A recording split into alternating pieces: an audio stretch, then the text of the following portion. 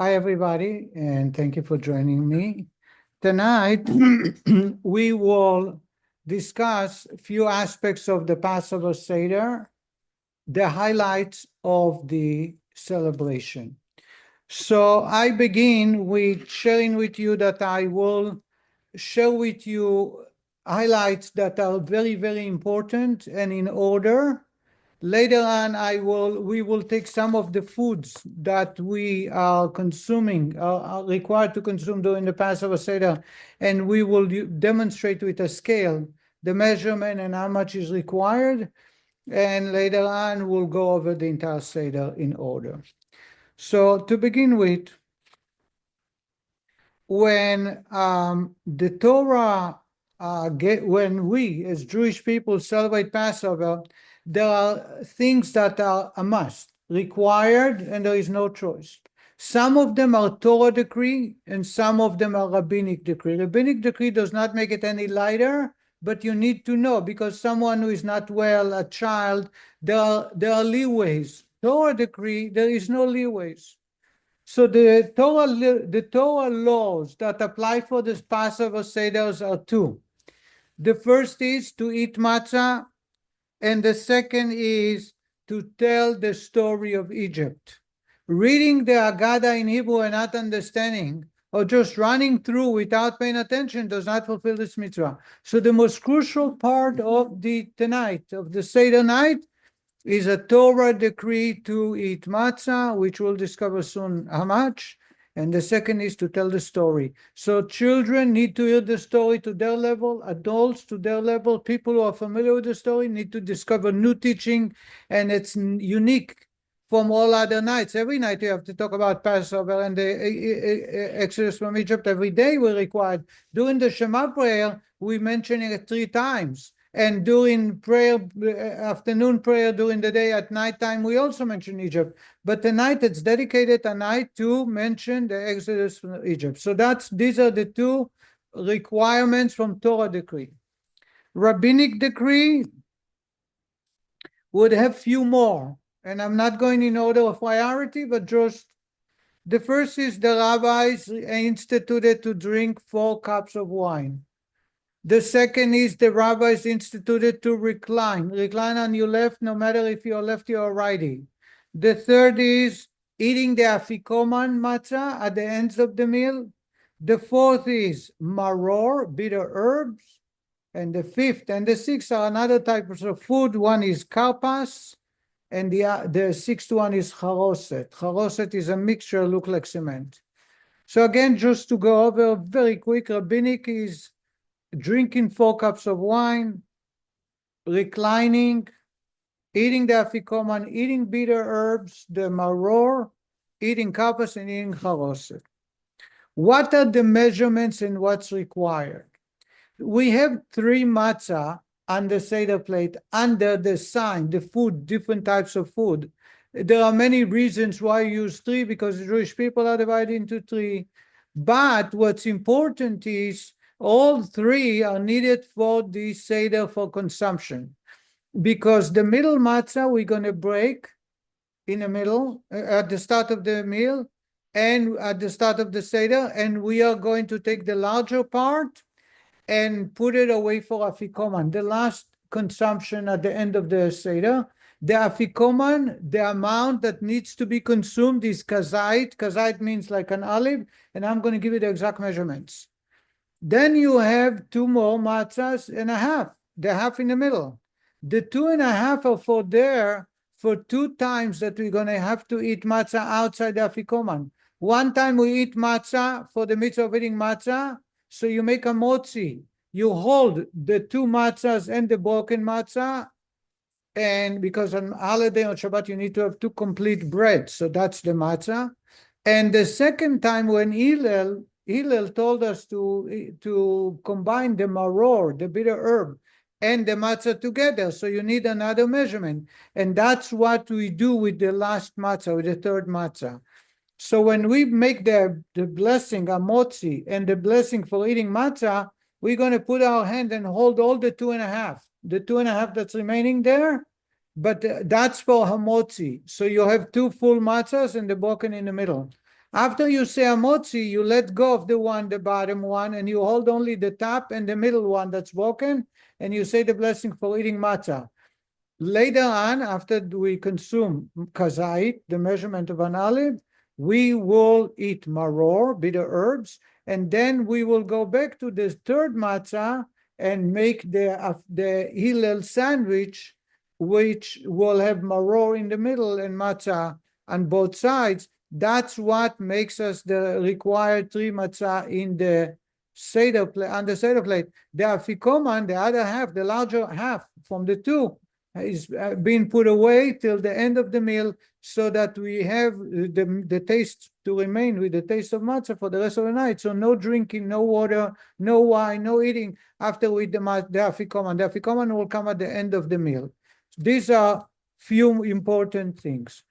Another one is that the matzah is forbidden for the entire day. It's a rabbinic decree of Passover, before Passover. So this Shabbat you need to, this year it's Shabbat in the eve of Passover, so it's very complex to have bread, because you cannot eat matzah, make it as bread. The whole day it is forbidden to taste. Hasidim refrain from matzah for a month, for 30 days. Since Purim we do not eat matzah, so that when the come Passover we fully enjoy and appreciate the matzah.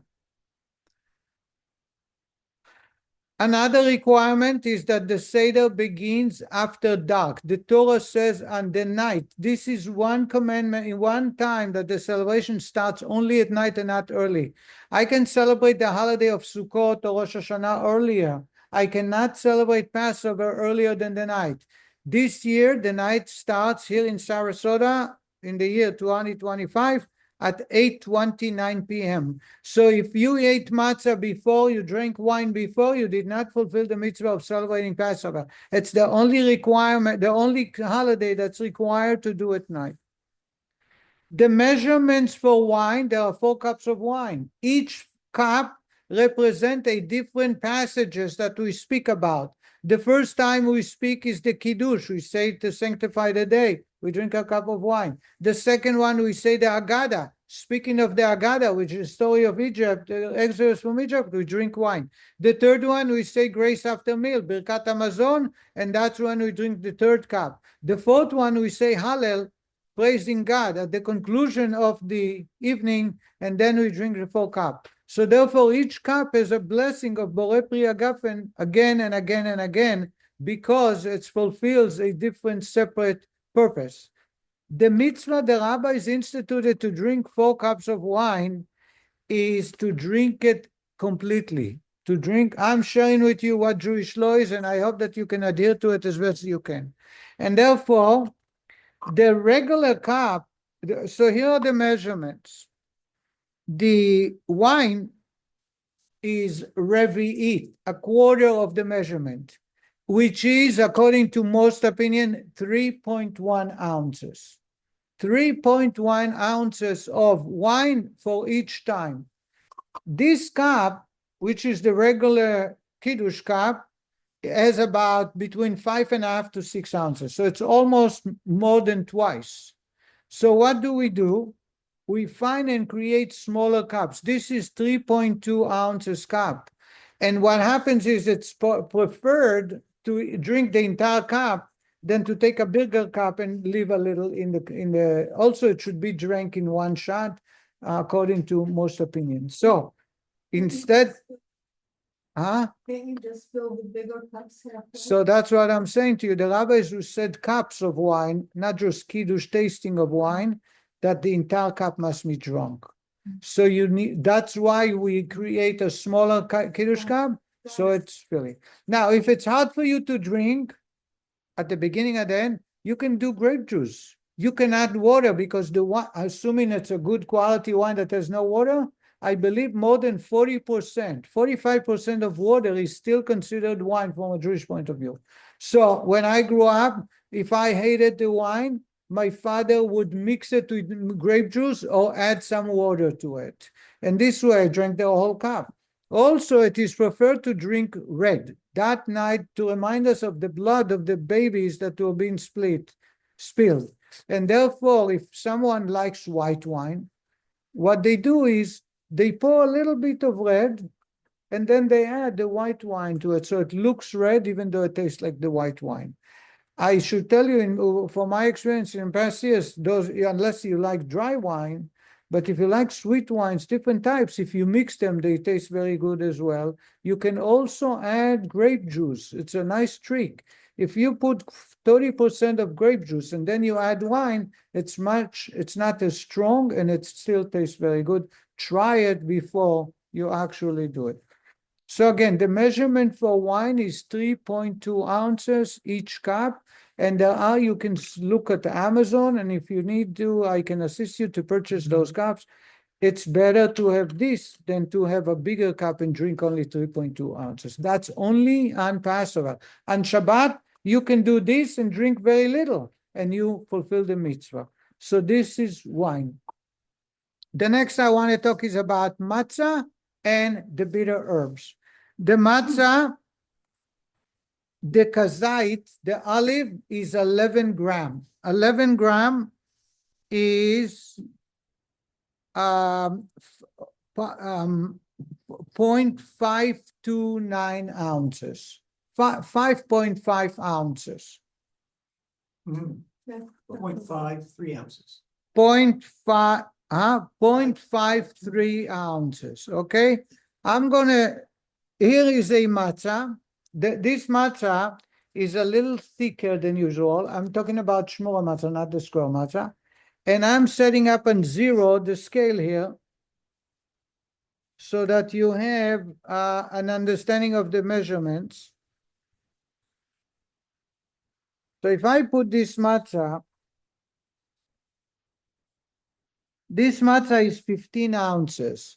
So I can actually fulfill almost 3 times from here. I'm going to place, now it's on 0 again. I'm going to break and show you so you understand what's required to eat 3 times. One, when you do the 2 blessings. The second time when you make a sandwich for Hillel. And the third one is the Afikoman, the last part. So this is already 0.7. The third was beer cut on its own. Matzah.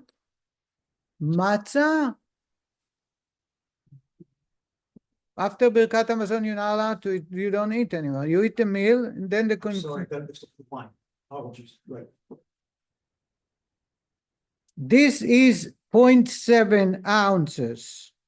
This is the minimum. Someone who cares much should go for 9.5 ounces. So anytime after 5.5 ounces, it's good. Not 5 ounces, 0.55 ounces. This is already 7. If you look at this, it's a little more than a third, but it's not a half, right? This is the amount that you need to consume at least once. And if you want to follow the Seder, 3 times. You do 1 time, second time you break it and you put the maror, the bitter herb, you put over here in between and you eat it for Hillel sandwich. And the third time when the Afikoman comes, this is the measurement, 0.55 ounces. So here you have it again. I don't think it's that much. Here it is. It's compared to the matzah that we had, it's about a little more than a third, but it's less than half. Can we move to the maror, bitter herb? Bitter herb, you need to have not 11 gram, but 17 gram. I'm not going to talk about the weight, the volume, 17 gram. 17 gram is 0.6 ounces. So you can use for the bitter herb that you use twice, by the way. That's why on the Seder plate we have 2 of them. We have one called Charoset and one called maror. They both can be made of the combination. You can take a horseradish, or I was told the average leaf. This is an average leaf. So this alone is 4.4 ounces. But if I add this little more, now I have 6. This is 6. So this is the minimum for bitter herb. Now, if I were to take this I can take the way we do. We either, you can buy kosher for Passover horseradish, or we actually shred it ourselves, or we buy just shredded, because this one will come with no sugar, but it might have some other ingredients that we don't want. Horseradish, distilled vinegar, water. So, and salt and natural flavor. So they have natural flavor here. They had water, they added vinegar, which is a big no-no for me.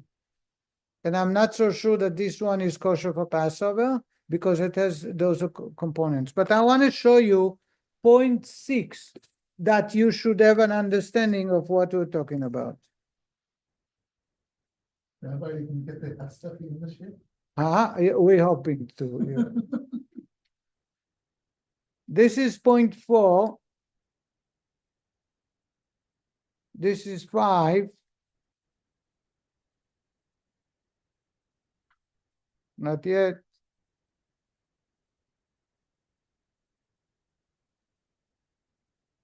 Oh, now it's 6. So you can tell that it's quiet. It's not very little, but if I put this and that, I can combine them for bitter herb. I can put the spoon, the horseradish, and that should give me plenty. I hope I'm making myself clear. We're at point 1. I want to make it 0. This is already 8, so I don't need so much. That's 7. So if I were to fulfill with the combination, this is as much as you need. I don't think it's that much. And a very small, this is smaller than average lettuce. You can fulfill the mitzvah of eating bitter herb with lettuce alone, with horseradish alone, or a combination both. However, just bear in mind that you need to have 0.6 ounces, a minimum of 0.6 ounces. We will have bitter herbs twice. One right after the matzah to fulfill the mitzvah, rabbinic mitzvah, and the second time with Hillel sandwich. We want to make sure that the bitter herb is in between sandwich between 2 matzahs, and then we eat them together. Now comes the Charoset. Charoset is a mixture. So to represent cement, you take different nuts, pecan, and one more nuts, no walnuts, and you add apples and pears. We do not use cinnamon. And you mix it to become a simple mixture. And then we do not put wine yet to it, but later we will. When we eat the bitter herb by itself, we dip it 3 times in the Charoset. That Charoset, so the way I do and the Hasidim do, we take from the spoon, the little plate that has Charoset, you scoop out, you put it in the plate of the wine, because it will get very wet with wine, and you mix it a little bit. You don't want it to be very liquidy. And then you dip the maror 3 times in it, the bitter herb, and you consume. The one that you're going to make with Hillel sandwich, where it comes in between the matzah, you don't want wine there. So what we do is we take the charoset, the mixture, and dip it into 3 times, but make sure there is no water, because for us, matzah should never touch any liquid. So I shared with you the measurements of wine. I shared with you the measurements of matzah. I demonstrated the measurement of maror. To me, this is the most important and rabbinic and Torah. I would like to, this is highlights of the Seder, making sure the Seder is done right. Just remember that when we drink the 4 cups of wine, we need to recline. When we eat the matzah, we recline. When we eat the bitter herb, we do not recline. And when we eat the meal, we can recline if we wanted to. We don't have to. I think this component can end right here.